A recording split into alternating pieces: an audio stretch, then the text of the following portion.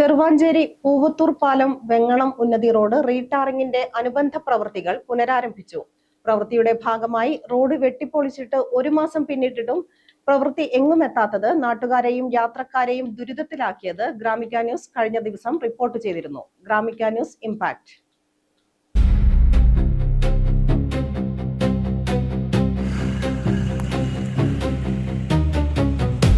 റൂട്ടില് പോകാൻ വളരെ ബുദ്ധിമുട്ടാണ്. കല്ല് തെറിച്ചിട്ട് ടയർ ഇങ്ങനെ പൊട്ടിക്കൊണ്ടിരിക്കുന്നു. പിന്നെ ആ റൂട്ടില് ഗതാഗത യോഗ്യമേ അല്ല.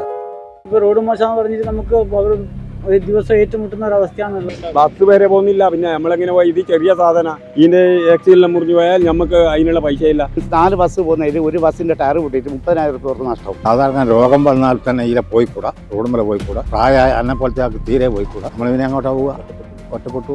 ഇലക്ഷൻ ഒരു 20 ദിവസം മുമ്പിലും ഇലക്ഷൻ സ്റ്റണ്ടിന്റെ മാതിരിയാണ് JCB ഉപയോഗിച്ചിട്ട് അവർ ഇളക്കി വിട്ടു. അപ്പോൾ ഇതാര് വെച്ച് കൊടുക്കും? പഞ്ചായത്തായാലും ബ്ലോക്കായാലും ആര് വിചാരിച്ചിട്ട് എങ്ങനെയെങ്കിലും ഈ റോഡൊന്ന് ശരിയാക്കി തരണം.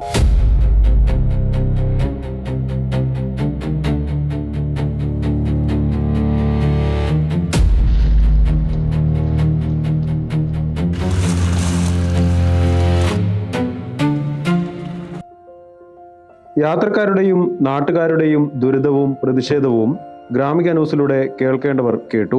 ഇതിനു പിന്നാലെയാണ് റോഡ് റീടാറിംഗിന്റെ അനുബന്ധ പ്രവൃത്തികൾ പുനരാരംഭിച്ചത്. വെട്ടിപ്പൊളിച്ച ഭാഗവും ആവശ്യമായ സ്ഥലങ്ങളിൽ GSB ഇട്ട ഭാഗവും റോളർ ഉപയോഗിച്ച് അമർത്തുന്ന പ്രവൃത്തി പൂർത്തിയായി. ഇതിന്റെ ലെവൽസ് എടുത്ത് വിജിലൻസിന് റിപ്പോർട്ട് ചെയ്യും. അടുത്ത ദിവസം മുതൽ തന്നെ വെറ്റ് മെക്കാഡം മിക്സ് ഇടും.